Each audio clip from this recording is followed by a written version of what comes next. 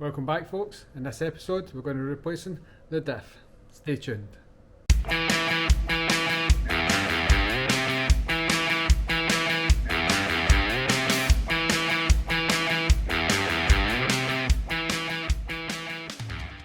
Well, that's me get the car back up in the ramps. We're doing a little bit of exhaust work just now, trying to get V8 manifolds to meet up with Y pipes and cats. A few different ideas of things that we're getting stitch welded just now. We'll come back and I'll show you all that in a different video. But while the car's up there, we're going to tackle the diff just now. It's been out when we were doing all the subframe powder coating, and so it'll come out okay. What else? There's the diff bushes have been removed about 6 months ago now. So when we've got it out, putting in the new 1.5 Kazz, I'm going to get all the rust prevention stuff done, give it a coat of paint so it's in, that'll be it. No more coming back out. So I'll just show you where we're at just now. Okay, so this is what we're putting in. This Kazz here, 1.5 way, super Q, so it's supposed to be a little bit quieter. We'll see how that works out. And that was the bushings that are in the rest of the car, so the diff bushes are still in there. And so where are we up here? So as you can see, it's about the only part that's under the car that still needs attention. So if this is your car, you'll still have the centre pipe from the exhaust to take off. But as I say, we're testing things just now. I've got my old Nismo back box, just using that for kind of sizes just now. And so I'll need to remove the anti-roll bar, and I think that should be it. There's a couple of bolts in the drive shafts on each side, and the wires and things are all undone. So is that bolt in there? The bolt might be in there as well. So yeah, it won't take me long, a couple of minutes to take it out, and then we'll start stripping it to bits.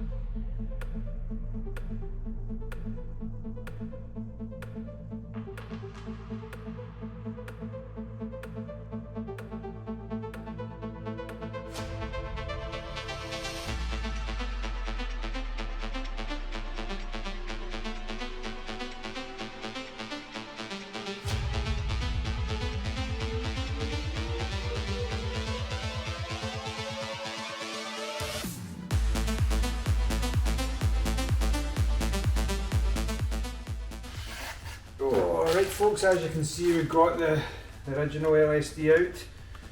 Everything looks alright with it, apart from it being greasy and oily. So I'm just going to give all this a clean out.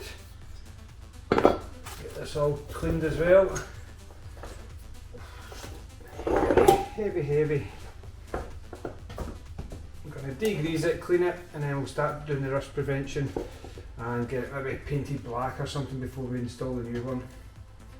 That's what's coming next after I use another roll, kitchen roll, to clean the place up. Right folks, another day.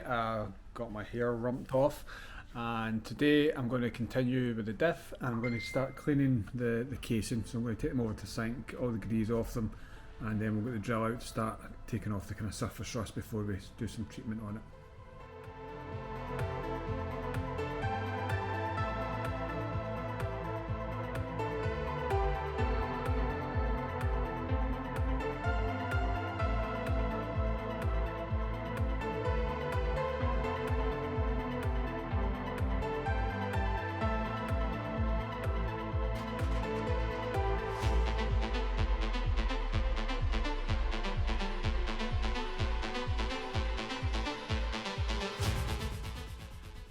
That came up quite well.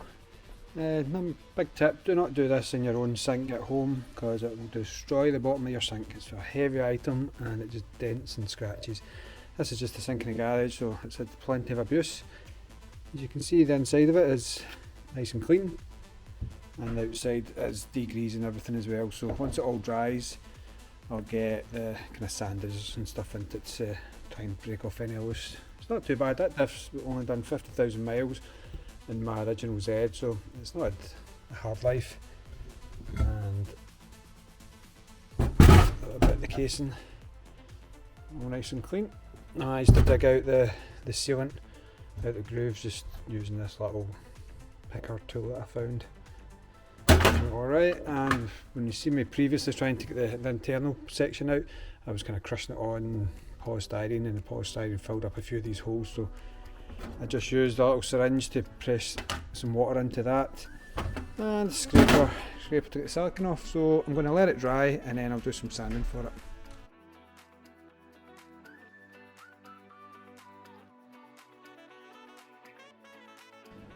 So I just put the rear half of the casing into the sandblaster and it came up pretty good. I would love to do it with the main part as well, but there's obviously bearings in here where the main shaft goes in, and I don't want to disassemble that.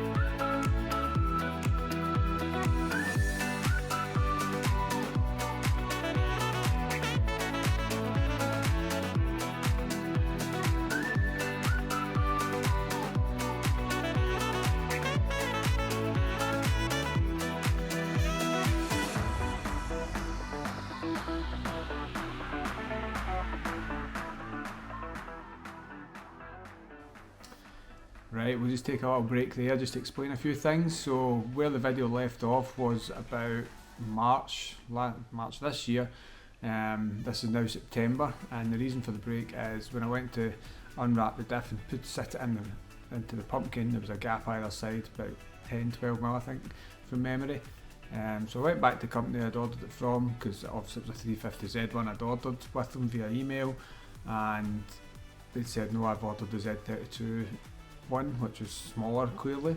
So it turned out there was a drop down menu on their website and I've selected the wrong one. So the onus is on me, so I've said, right, well, let's order the right one. Is it in stock? Yes, it's in stock. So yep, placed the order, and 16 weeks went by, excuses after excuses, and it never arrived. So bear in mind the original diff was ordered in February or March 2021, and it was very similar. Yeah, it's in stock, excuses after excuses. It eventually arrived after 16 weeks or so. But this time 16 weeks came and gone and it wasn't here, so I ended up cancelling the order with them and ordered it from somewhere else. Came within a couple of days, albeit I couldn't get the Super Q one. I just went for the standard Kazz 1.5 way this time, just so it was in my possession here, so whenever I had the time to get back onto the car, it was sitting there, which time is now. So yeah, this is September, and hopefully everything's as it was and left off there. So hopefully tonight I can get it all buttoned up. So let's get back to it. Right, so here's all the parts we left off. We just finished painting these. These are just all the parts that kind of when we disassembled it. There is the new diff, the diff oil, and then the original one that came out, the 350Z. So this one's only done 50,000 miles. It was in my own car, so I know it's been well looked after. So I'm just going to unbox these, and I can't remember honestly if I showed you it in the last video. If I have, I'll edit this bit out. If not, I'll leave it in. But these come fully in lock position, or the highest amount of lock they give. The recommendation is to kind of split the discs apart and move them about to give you kind of 50-50 lock up. It's a good starting point so that you're driving it like that, and if you want it a little bit looser, there's still a way to go, and if you want it a little bit tighter, you can again readjust it and get it a bit tighter. So if I've not already took you through that process, I'll show you it now.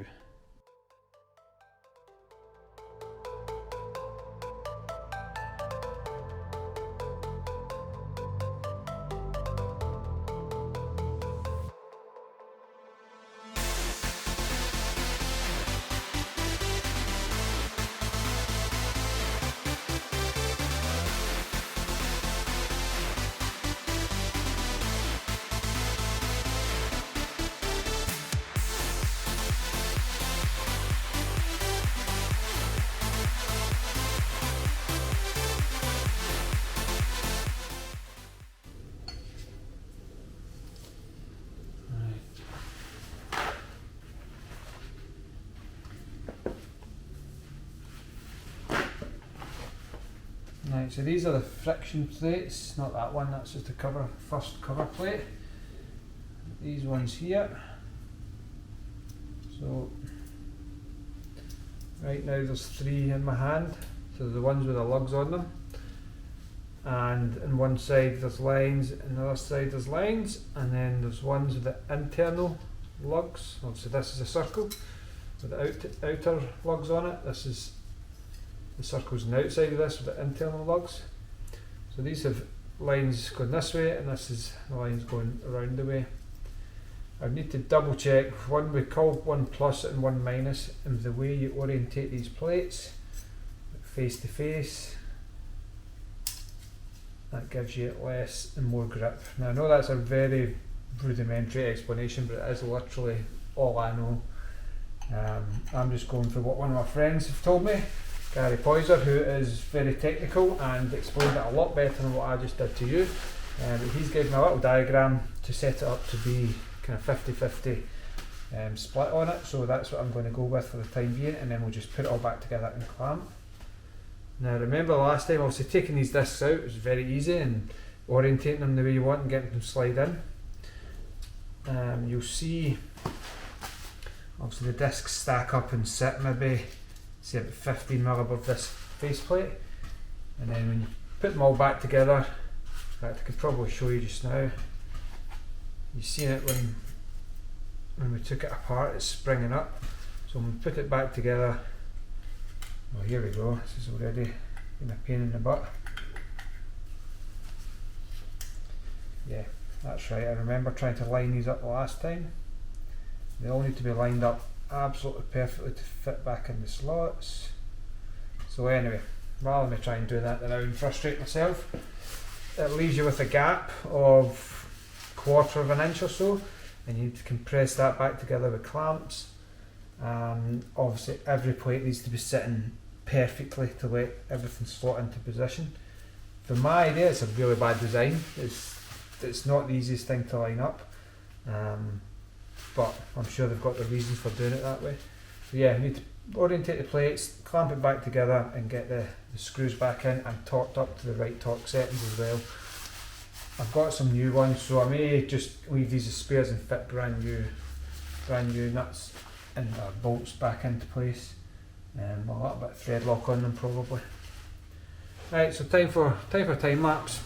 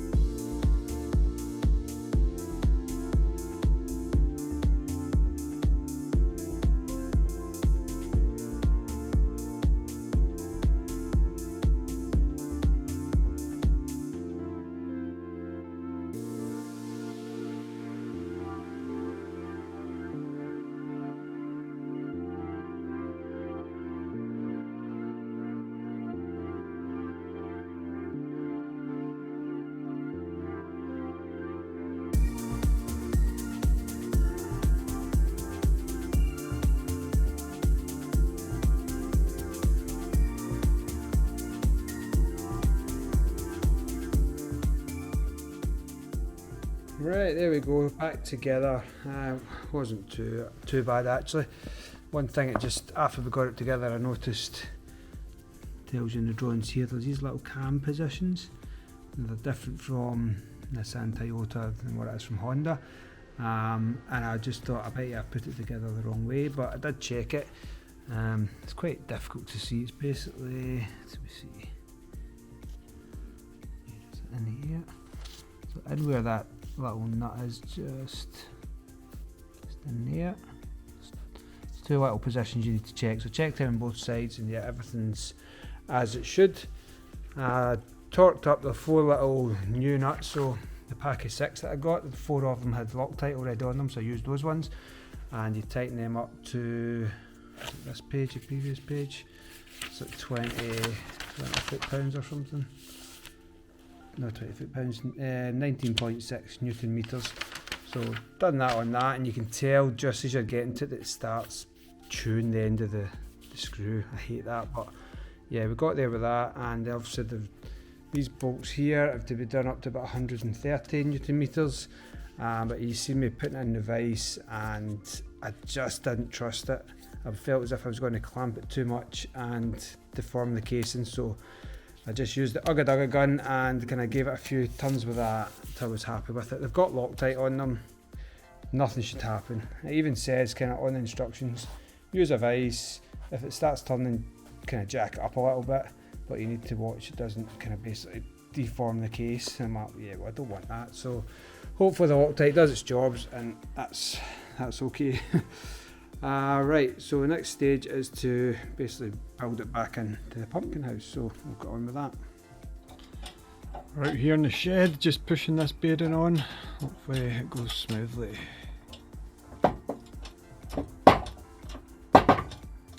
It seems to be pushing quite nicely.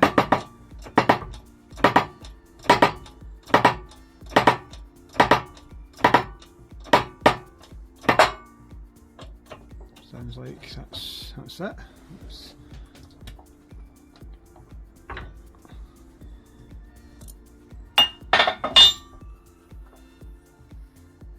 Yeah, sitting nice and flush. That wasn't too bad. Right, I'll jump out and I'll get the other one, flip it round about.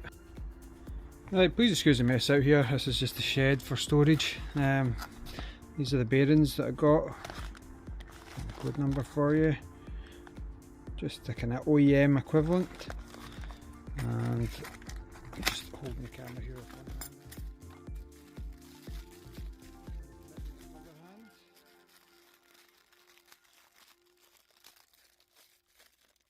Oh, this is difficult. I should have got the start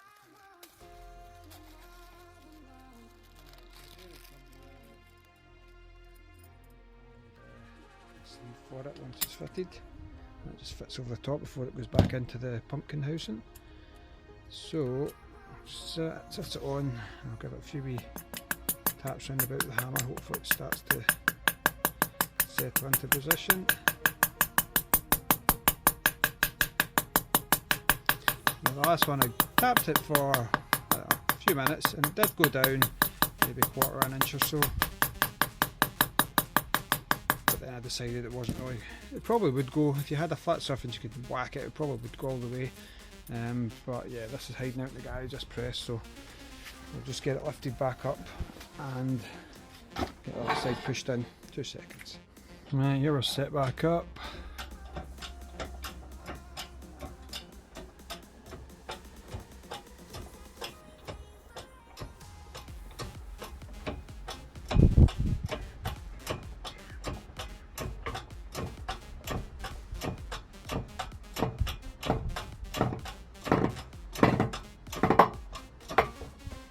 Go.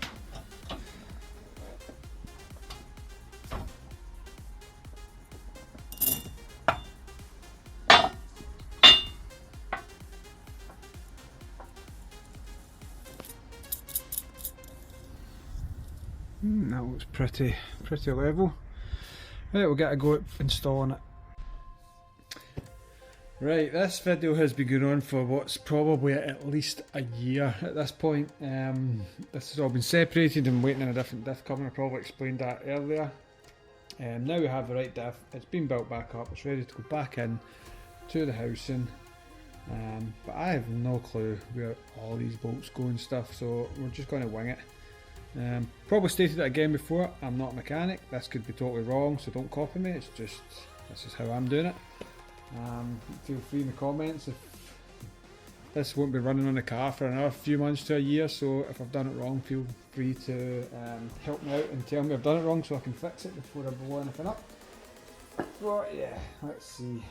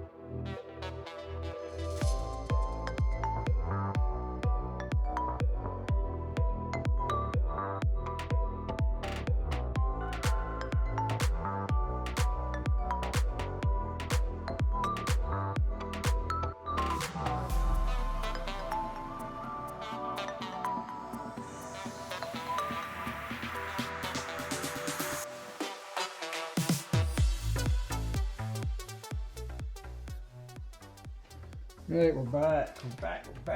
So, what am I going to do first? We're going to clean these up, put some degreaser.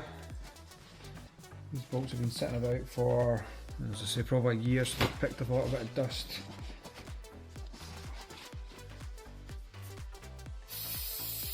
One thing I did notice about these was there isn't any thread lock on them, so I'm not going to put any thread lock back on them or anything. Clean them up, get the dust and any grease that they've caught. I put a little bit of grease on them just before putting them back in. They're just a little bit dusty from sitting about.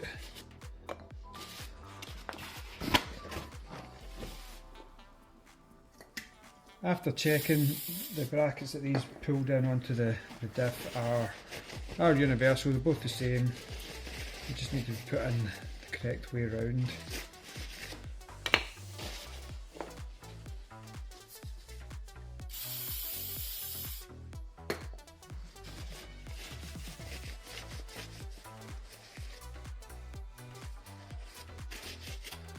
Right.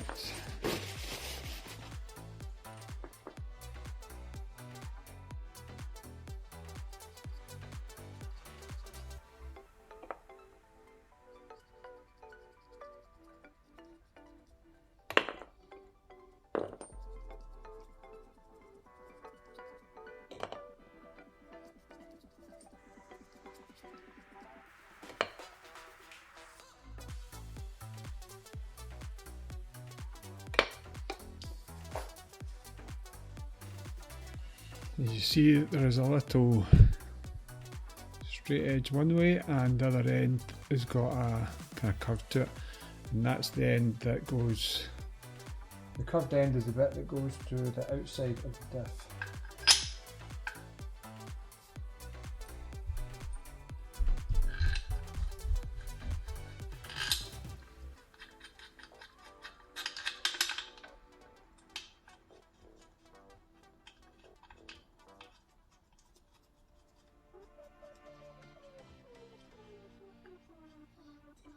Just put them in the hand to begin with, just so we don't get any cross threading.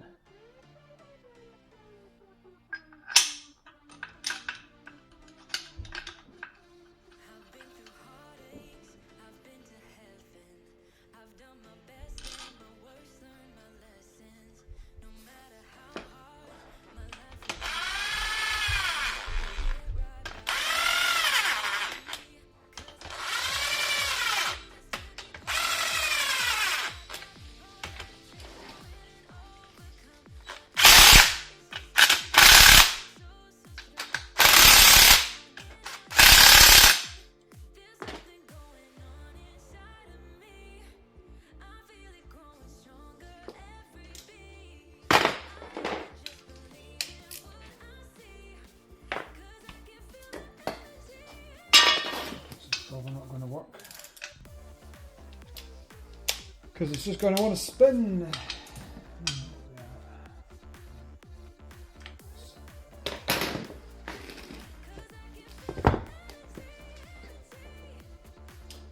My vise is currently not attached to the bench, so I can't even clamp it in the vise just now.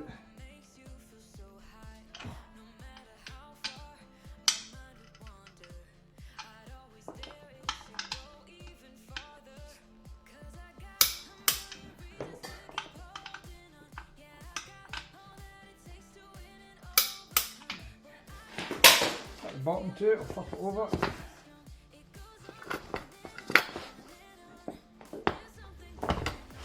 I think these weigh, when they're built up, I think they're about 40 kilos. So yeah, quite a lump to try and move around.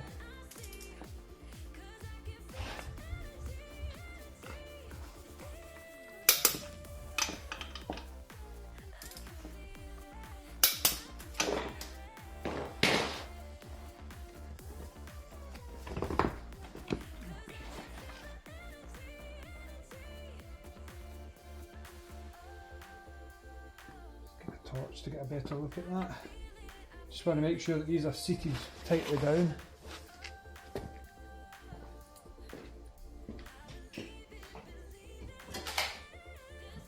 Oh. That's about right, isn't it? Try to balance something on that.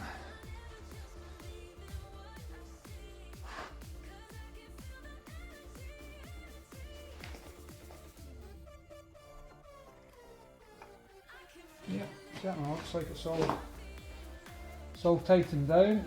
Right. Next I'm going to clean the two mating surfaces up. I've got some degreaser that I use from time to time. It's pretty good. Doesn't leave any residue or film on it.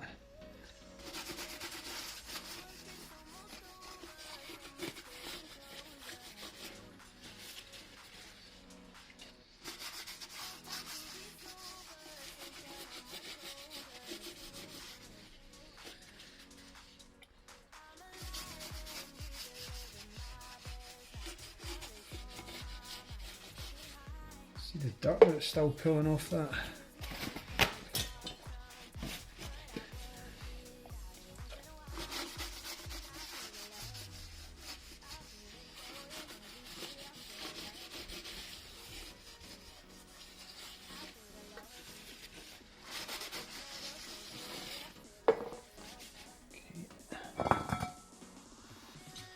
This has been upside down for a year, so hopefully this isn't too dirty.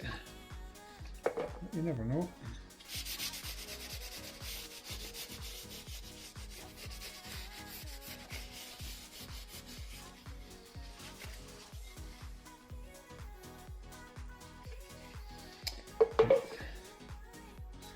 Just going to sand this little area here, where I've obviously been painting the thing. I've just kind of overlapped the paint, so I'm just going to give that a little sand back. Not be a minute.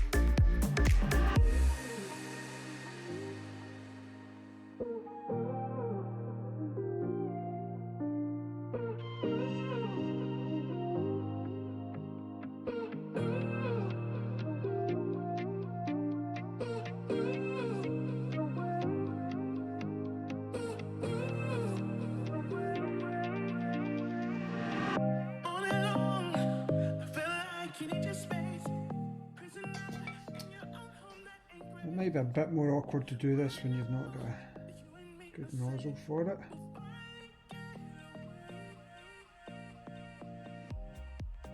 Try and get a continuous line right round about it.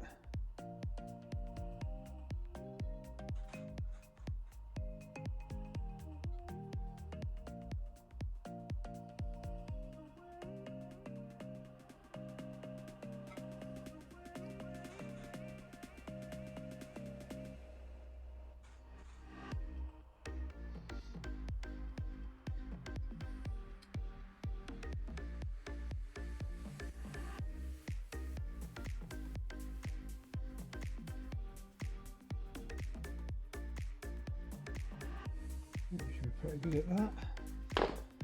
Now you do want it overhanging the inside lip,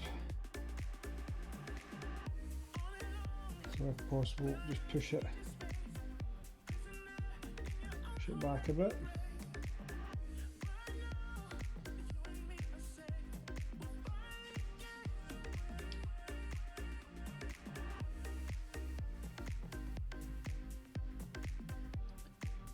Try and keep it nice and even.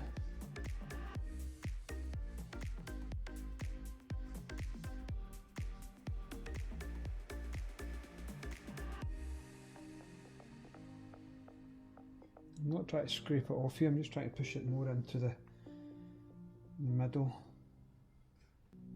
Definitely easier to do that when you've got a new tube and you can position the nozzle exactly where you want it.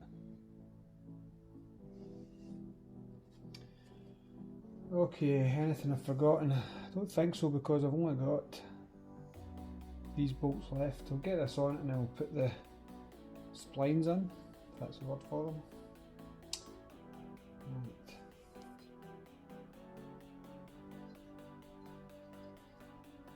Go that way.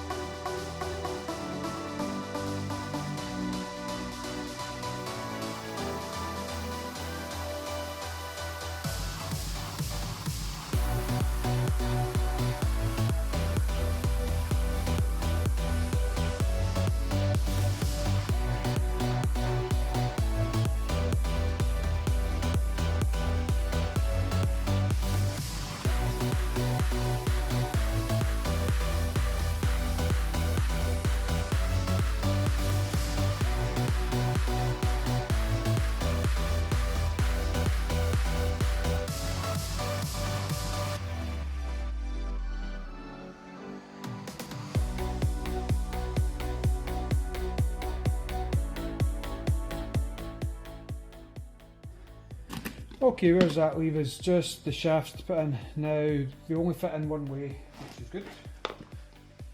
So, I've spun this around that many times, I forget which is which now. There's already some grease on these, so I'm just going to put a little bit extra stuff I've got.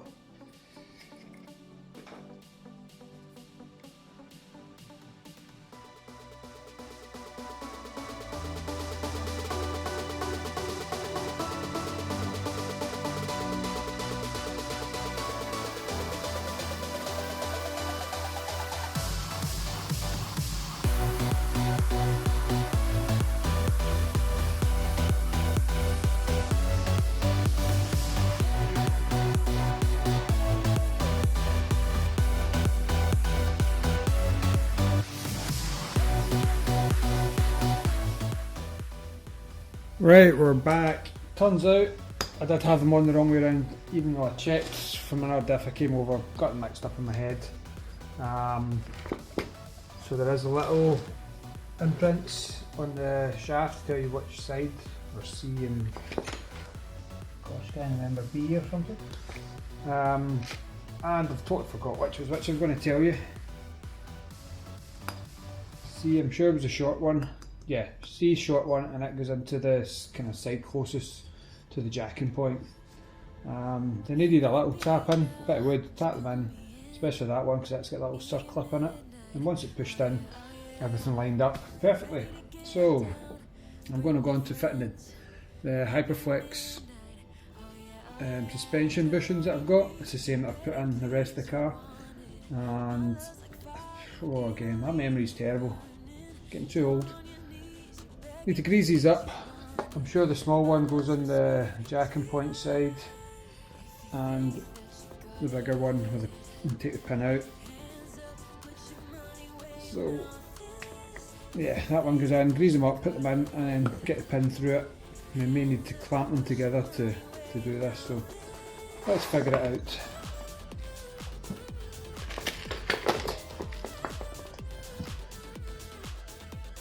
Sorry, I think I bumped the camera there. Right, wait. Right, so bottom of the diff, small one on the bottom. I think that's what I said a minute ago, can't even remember. Small one on the bottom, let's do that. Right.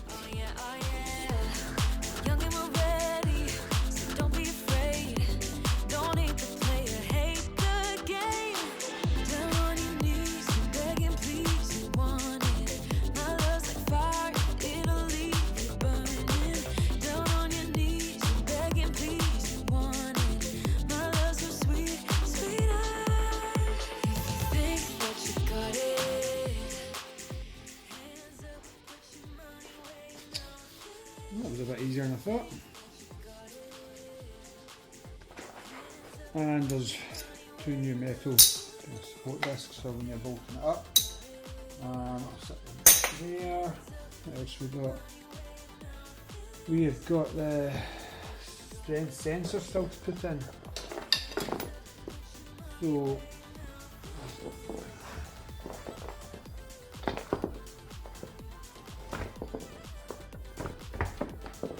this is something I need to read a box for, but a couple of sensors that go in there, maybe the speed of each wheel.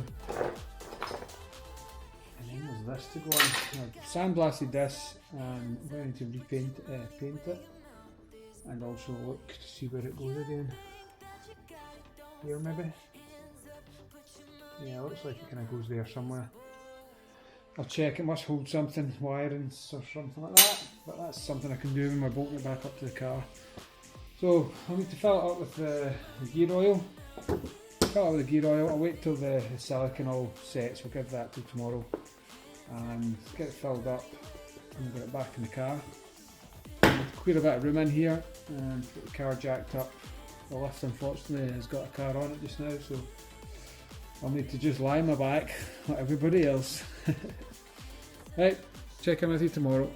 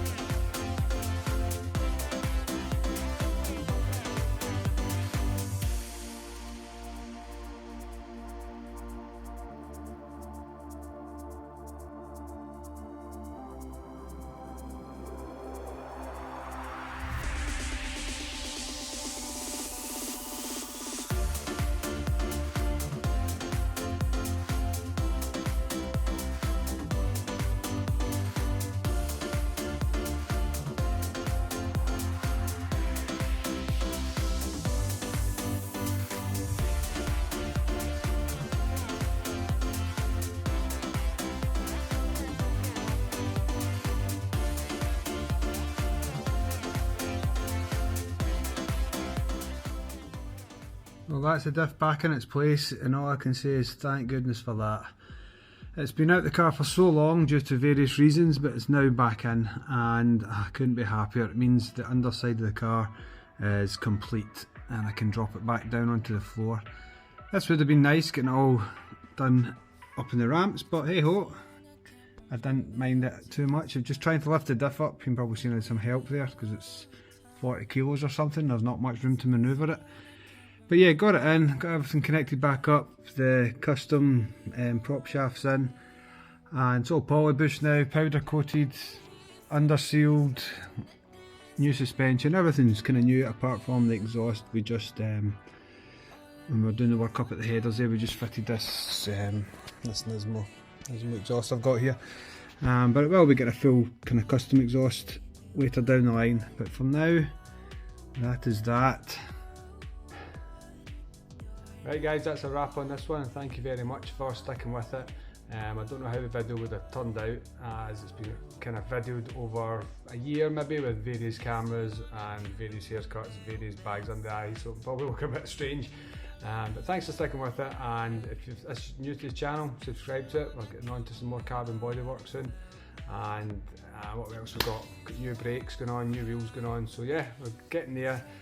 And fingers crossed, it's come up to Christmas time, so fingers crossed by the springtime this car is on the road, and that way I can actually move it of its own power out of this garage, which will be the best feeling ever. So yeah, thanks for watching guys, see you next time.